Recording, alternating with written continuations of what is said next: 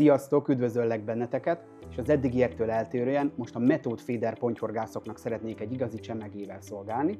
És ez a termék, amit itt láttok előttem, ezzel azokra a kérdésekre kereshetjük a választ a pontyhorgászatban, hogy mennyire számít az íz, a szín és a méret. Lássuk, hogy ebben a Premium Method All-in V1 Pellet Box Fantázia nevű termékben mi található.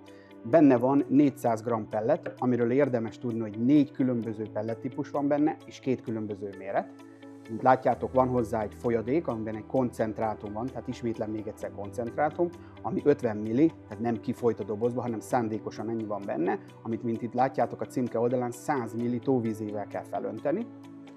Van hozzá 4 különböző fluoroszínű pelletkeverék, van hozzá egy Wafters horogcsali, ami szintén 4 különböző színű és 2 különböző méretű és ízesített, és van hozzá egy ilyen porlasztófej.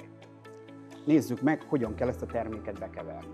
A bekeverésnél először a benne lévő koncentrátumot, likvid koncentrátumot, amit jelen pillanatban M1-es Fantázia névre hallgat, tehát M1-es ízesítésű, felöntjük a címke oldalán található jelzésig, azaz 100 ml tóvizét adunk hozzá.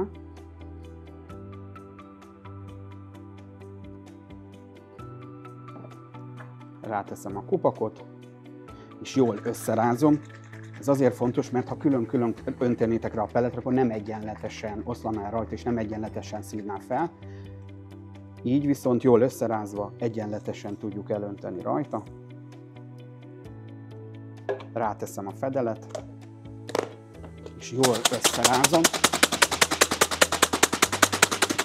És utána már csak annyi a feladatunk, hogy minimum 20 percig állni hagyjuk. Akkor sincs gond, hogyha valaki egy órával előtte már bekeveri, ugyanis ez a pelletkeverék nagyon jól tartja a folyadékot, az attraktánsokat. És 20 perc után folytatjuk. Eltelt a 20 percünk, és így megkaptuk az optimális állagú pelletkeverékünket. De ha esetleg olyan időjárási körülmények vannak, ami miatt tegyük fel kiszára, akkor semmi gond, nem kell megijedni, akkor egy kis tóvízével felöntitek, még a flakonba esetleg ott maradt egy kis folyadékot, és erre van a porlasztófej, hogy így szinte versenyszintű színvonalon tudjátok porlasztani a folyadékot rá, és így egyenletesen lehet nedvesíteni. Kész, és most ezzel felmerülhet a kérdés, hogy miért meredtek ki belőle a pelletek. Ennek megvan az oka, ugyanis a szín az nagyon sokat számít, és hogyha ez nedvességet kap, akkor veszít ebből a fluoró élénk színéből a pellet, ezért ezt külön kell bekeverni, mert itt már rögtön rá is térhetünk arra a kérdésre, amit az elején említettem, hogy keressük a választ a színekre, hogy a hal jól lát. Nem jól lát, viszont a kontrasztokat jól érzékeli, és ezért ezekkel az élénk színekkel plusz a sötét pellettel olyan kontrasztokat állíthatunk elő, amelyeket fog jól érzékelni a ponty, és ezzel úgymond felcsigázhatjuk a kapókedvét. Nézzük meg akkor ezt hogyan is kell használni. Például a rózsaszínt kiválasztom, és akkor ugye ebbe belehelyezzek néhány szemet, amit egyenletesen szétosztok, és most jöhet a horogcsali, ami kimondottan ugyanolyan színű, mint a pellet színe.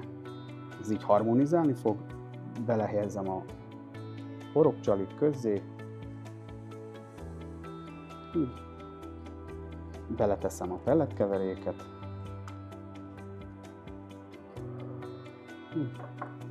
és rányomom a kosarat. Nézzétek, pontosan együtt összeillik, és olyan, mint egy sakktábla, amivel így fel tudja kelteni a halaknak a kapókedvét. Megbeszéltük a színeket, most nézzük a csali méretének a jelentőségét, és biztos sok horgásznak eszébe jut, hogy Zoli, hát persze, nagy csali, nagy hal.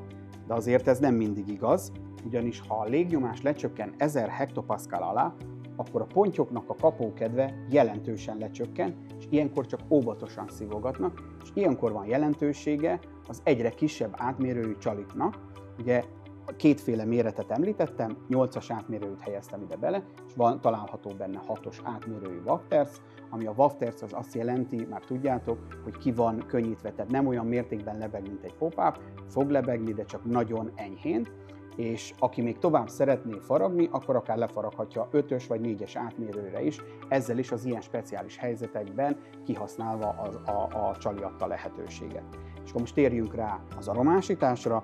Mint láthatjátok, itt az aromának van az ízesítése, itt M1-es jelen pillanatban, ami szerintem már nagyon sok ponyhorgász számára szinte legenda ez az ízesítés. Ez frankfurti kolbász és fekete bors aromának a keveréke, és ugyanígy hozzátartozik a wafters, amin szintén láthatjátok, itt van az M1-es ízesítés, tehát az ízesítést a liquid és a hozzátartozó pop-up ízesítése adja meg.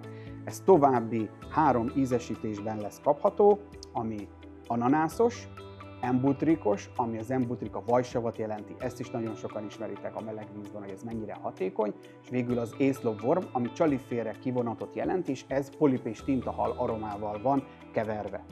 És van egy 5., de az azért külön említem, mert az nem ízesített, ez itt van a naturál. Ennek a naturálnak a jelentősége, hogy így össze lehet hasonlítani, és a külön benne lévő pop-upot is külön meg lehet vásárolni, hogy egy naturál pop-up megvásárlásával letesztelhetitek, hogy számít-e tényleg az ízesítés, az aromásítás, vagy nincs jelentősége. Annyit elárulhatok, hogy versenykörülmények között sokszor a natur ízesítés sokkal hatékonyabb, ugyanis a sok etetőanyag miatt és a sok aroma miatt jelentősen meg tud telni, a ponty el tud telni azzal a sok aromával, és ilyenkor van relevanciája szerintem a natur ízesítésnek.